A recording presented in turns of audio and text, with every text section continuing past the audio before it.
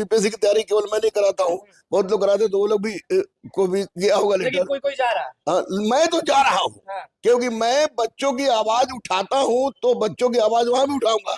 और कल हमारे सामने चेयरमैन साहब रहेंगे, कल हमारे सामने सचिव महोदय रहेंगे, बाकी सदस्य लोग रहेंगे।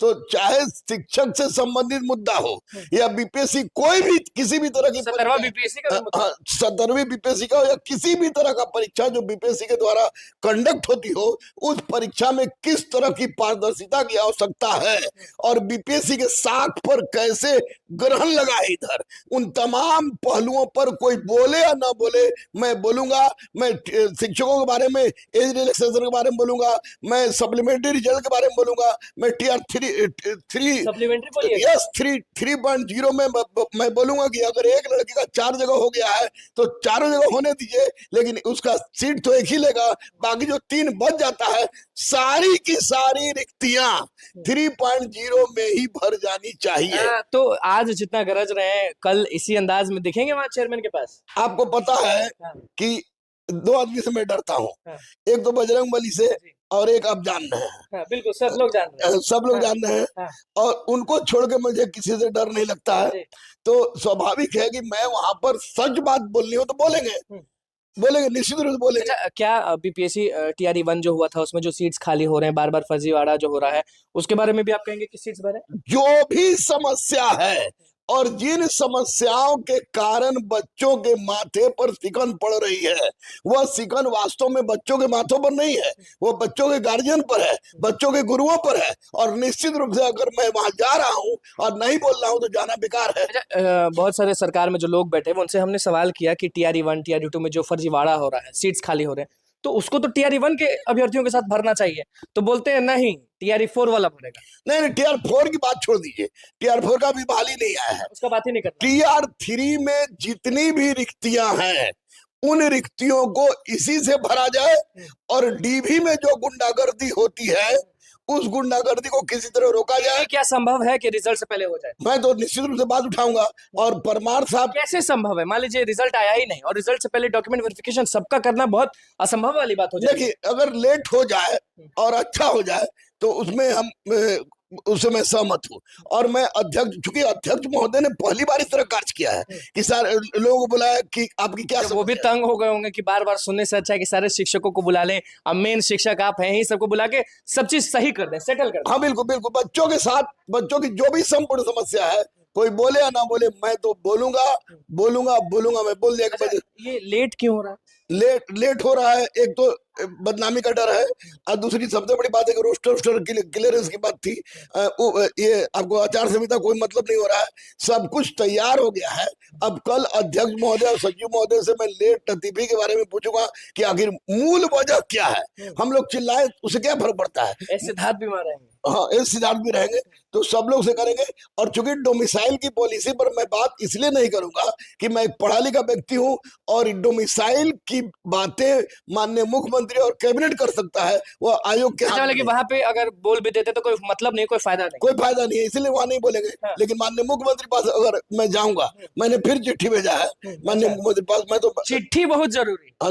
माननीय मुख्यमंत्री बिहार के मुखिया है, और बिना चिट्ठी के तो मैं कभी हमको नहीं बुलाया गया, तो मैं चिट्ठी दिया है, और मैं जाऊंगा तो निश्चित रूप से उनसे कहूंगा कि सर, कल कुछ बहुत बड़ा होने वाला है, क्योंकि देखिए आज से धनतेरस है, धनतेरस की शुभकामनाएं आप दे सकते हैं अभ्यर्थियों को। लेकिन ये शुभकामनाएं अगर कल हो कुछ अच्छा रिजल्ट के साथ, तो मुझे लग रहा है कि ज्यादा। देखिए, इन बेरोजगार बच्चों को धनतेरस की शुभकामना देना बिल्कुल गलत बात होगी। गलत बात होगी, बेचारे बेरोजगार है, रोजगार नहीं है, नहीं तो धनतेरस क्या मनाएंगे? झाड़ू खरीदने का भी पैसा नहीं है, झाड़ू खरीदने का पैसा नहीं है बच्चों के पास।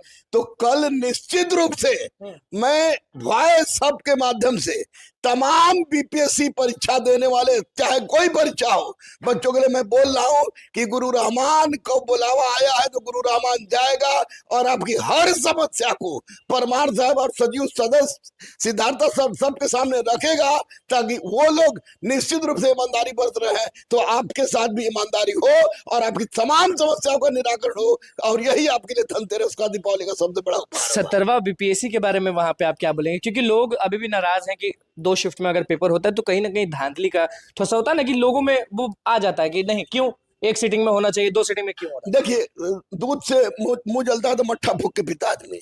आपको याद है कि 67वीं का मैं रोड पर था, है? बांग्ला था। और मैं दौड़ रहा था और पीछे पीछे आप दौड़ रहे थे, लोगों को पता नहीं था। तो निश्चित रूप से संशय की स्थिति उत्पन्न हुई है। तो 70वीं चूंकि 2031 बहाली है, और इतनी बहाली अब हमको नहीं लगता कभी आएगा, ना कभी पहले आया है।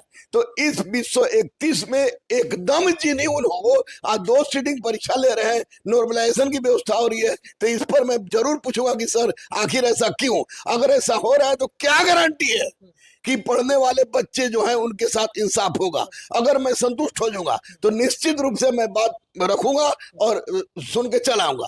अगर संतुष्ट नहीं होगा तो ये बात बच्चों को मैं बताऊंगा। जो भी लोग अगर काम कर देते हैं तो वो मसीहा हो जाते हैं या फिर भगवान हो जाते हैं। तो बीपीएससी तो आप पहुंचेंगे 1 कैंडिडेट 1 रिजल्ट को लेकर, सप्लीमेंट्री को लेकर, रिवाइज रिजल्ट को लेकर, एज रिलैक्सेशन को लेकर, मतलब इतना मुद्दा है कि हमको लग रहा है कि किताब भर जाएगा। तो बीएससीबी वाले भी नाराज है, मतलब कि एसटीईटी वाले जो अभ्यर्थी हैं, 1 साल होने वाला है सर, उन लोग का रिजल्ट नहीं दिया जाए। देखिए, बीटेट स्टेट का रिजल्ट देने के बाद ही 4.0 होना चाहिए, होना चाहिए, होना चाहिए। ये गुरु रहमान कह रहा था, कह रहा है और कहता रहेगा, और कल भी बीएससीबी भी पहुंच जाएगा, मतलब कि लेटर लेके बात करने के लिए कि अब भैया हम कहीं पहुंच जाएंगे, यमराजों के पास पहुंच जाएंगे।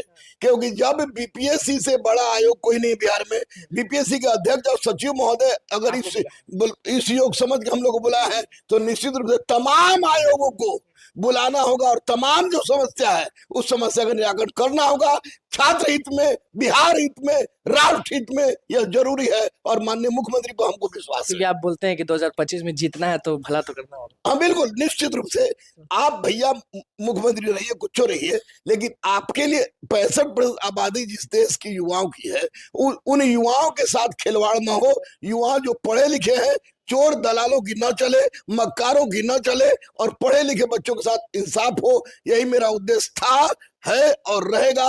मैं निश्चित रूप से अपनी पत्नी के सामने नहीं बोलता, एक तो ये हो गया, दूसरा बजरंगबली से मैं डरता हूँ, उन छोड़ के बाकी वहां पर कोई ना वहां मेरी पत्नी रहेगी, ना बजरंगबली रहेंगे। बजरंगबली तो मेरे सीने में रहेंगे। तो निश्चित रूप से तमाम समस्या मैंने लिख के तैयार कर लिया है, और लड़के कम से कम 1000 से ज्यादा नया नंबर हमारे पास जुट गया कि सर ये प्रॉब्लम, क्वेश्चन आंसर का गलती का प्रॉब्लम है, उस